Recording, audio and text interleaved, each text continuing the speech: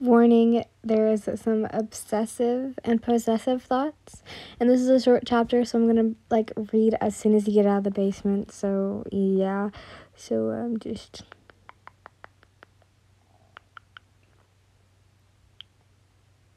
Okay.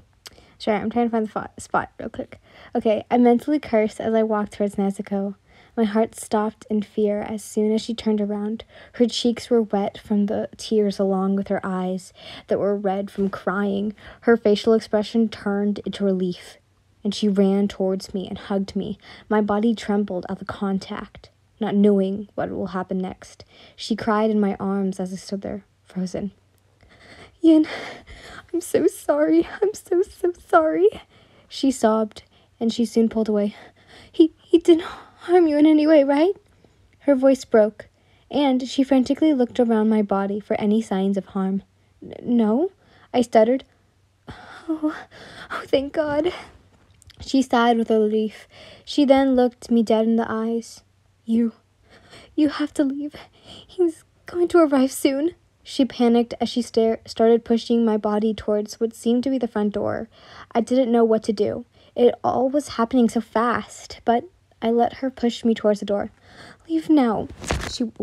Leave now, she whispers. I stared at her for a moment. I was caught up by her.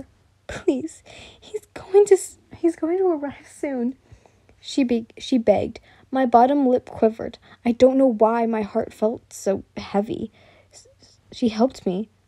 She's the one who got me into this mess. I was about to leave, but then I looked back. She was the same as me, a victim in this scenario. As soon as I turned away from her, I ran away from this house. My heart was beginning to beat out of my chest as my legs trembled from the acceleration. None of that mattered. None of the pain I was feeling mattered. All I needed to do was to Yorichi. I need to find him. Maybe he can help me. Shit, I forgot where he lived. I stopped in my tracks as I was left with going left, right, or straight ahead. I didn't dare take any turns. Left and right seemed unfamiliar. All I was left was now just to go straight ahead. I soon arrived near a park. Where do I go now? Should I head inside the park? Fuck, maybe I should. I headed towards the park. I think I remember Yurichi's house having a park near it. What the hell do I do once I meet Yurichi? Go look for Blake? Where even is he right now? I don't even know where the portal is. Fuck. I just want to go home. I just want to see my mother, my brother, my friends. Fuck. I couldn't stop the tears from spilling. I stood there in the middle of the park, sobbing. Why is this happening to me? My thoughts were cut off as soon as someone called out my name. Ian? The tone of the person's voice seemed to be in disbelief. I quickly looked to see Sabito. I didn't know whether to let out a sigh of relief or run away. He didn't do anything bad to me. Should I trust him? Second person POV.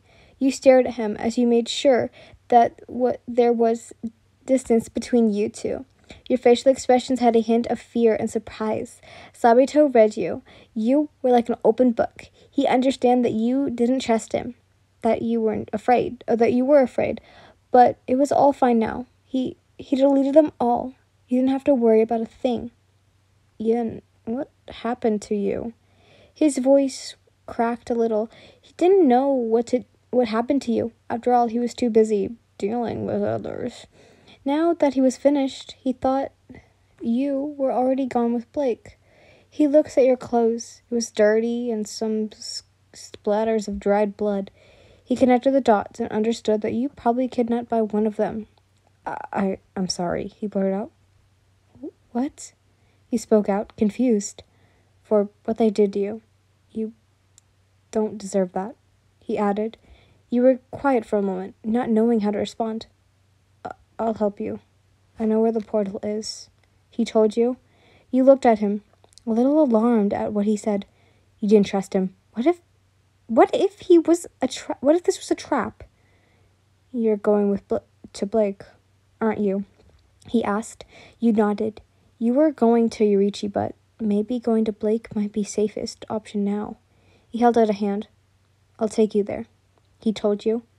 You looked at him, trying to find any hints of if he was lying or if it was just a trap. But he looked genuine. Do you promise?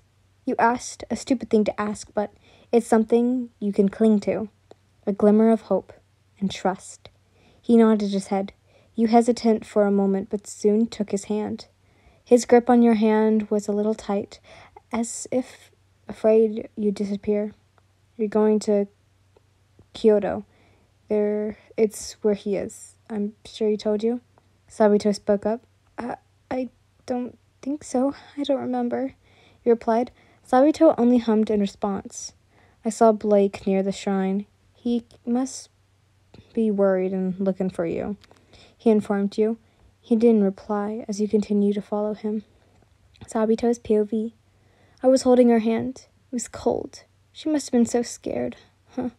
If only I did that earlier, but whatever.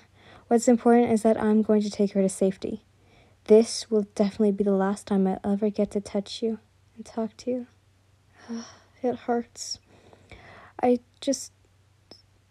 should knock her out and take her to my house. I can tie her to the bed so she won't be able to escape. I'm sure it wouldn't be hard to make her fall for me. I'll take good care of her. I'll do everything around her house. I wonder what kind of clothes I should buy for her and what food she likes. If it's just us two, I'm sure she's going to open up to me. I'll be a lover and no, I shouldn't do that. She won't be happy. My heart hurts. I feel conflicted.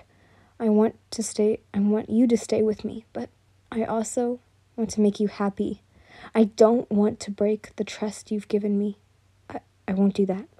I let out a deep sigh as soon as we arrived at the shrine. You'll leave me here. The world will restart, and I don't know if even I'll be able to remember you once the world restarts. I don't want to forget you. I don't want to forget this. Sabito? My thoughts were cut off as soon as she called my name. I turned to her. Thank you. She told me. My eyes widened a little.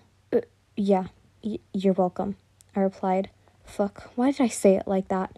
I hope I didn't sound suspicious or anything. I don't want her trust in me to falter. We were almost near the shrine. If I lead her to the right, then my house is right ahead. If I lead her to the left, she can escape and finally meet up with Blake. I should just lead her to the right. She won't notice. She'll never know until we arrive at our house. The first few months would be rough, but once I gain her trust again, she'll fall in love with me. And we can get married, grow old in the world. Just us two. Just us. Just us. Sabito? She stuttered as she called out my name. I could feel her grip on my hand tighten. Are we near the shrine yet? She added. My breath hitched. I led her to the left, where the shrine was just straight ahead. Yeah, we're almost there, I replied. Fuck, what the hell are you thinking, Sabito? I shouldn't break her trust, but it's getting harder to just take her back to my house. Fuck, I can't. I don't know what to do without her. Letting her leave means that I'm letting her go. I could feel my chest tighten. It was getting hard to breathe. My feelings for you are strong. I want you to stay with me. With just us in this world. But no, I refuse to do that. I place you above all else. Your feelings and what you want is my priority. If you want to leave, I'll help you. Even if it hurts me, I don't care if I regret it. Although, I'll never ever regret you. You're so special to me. I deem this moment the moment we would arrive at the front shrine. If you go up the stairs, I think you can find him there. I let go of her hand. She looked at the stairway of the shrine. She was about to walk to the front step, but she turned to me. What about you? Aren't you also coming? She asked. I shook my head into a no. No, I'll stay here, I replied. There was a moment of silence as she looked up at the stairwell and then back to me. My eyes widened as a little as she walked up to me. 4. She held out her hand, waiting for a high five. I let out a small laugh. Lifers, I replied as I gave her a high five. There was a moment of silence again. I pressed my lips together into a thin line, trying to contain the tears, trying not to make it obvious I didn't want her to go, to leave. Can I hug you?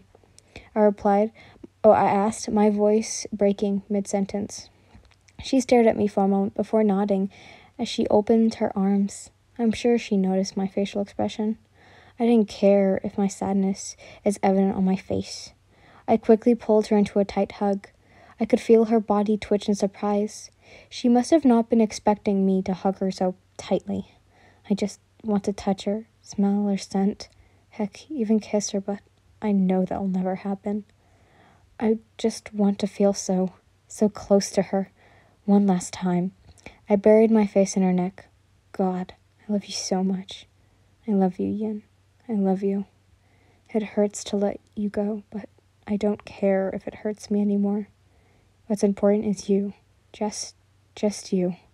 Your safety and happiness. I love you, I mumbled. She didn't seem to understand it. She only rubbed my back for comfort. Yin? I heard another voice. I pulled away from the hug to see Blake on top of the stairwell. Blake? Oh, wait. Yeah, is that Docky? I don't know. Fuck. Yeah. The other tone of her voice... Oh, yeah, it's you. Sorry. The tone of her voice sounded revealed and glad. She was about to go up the stairs, but I stopped her. Be careful, I informed her. She gave me a moment and gave me a smile. It seemed genuine. Thank you. Thank you so much, Sabito, she replied. I watched as she headed up to meet Blake. Blake's gaze on me felt a little harsh. Understand, though. He's wary of me. I didn't mind it. I watched them as they left, and soon they were out of my view. I stood there, in front of the stairwell, just waiting, praying that Ian would pop up. Who the fuck am I kidding? I'm sure she's already gone, back in her world. Fuck. I don't even know how long I've been standing here. If she's already back to her own world, then I'm glad. If the world restarts, would I even be able to remember her? I want to remember her. I just want to. I don't want to forget her. I mumbled. I felt something wet roll down my cheek. Am I crying? Throughout the years I've lived in this world, I never cried. What if the world makes me forget this? My memories with her. The only thing I can hold on to. The only thing I remember by her. Please, make me remember when the world restarts. Don't make me forget, please. I'll act normal once the world restarts. Just don't make me forget her. Don't make me forget her. I want to remember her. Don't take it away from me. I shouted like a madman. No one was around. No one was here to listen. I even glanced at the road. It seemed to be fading.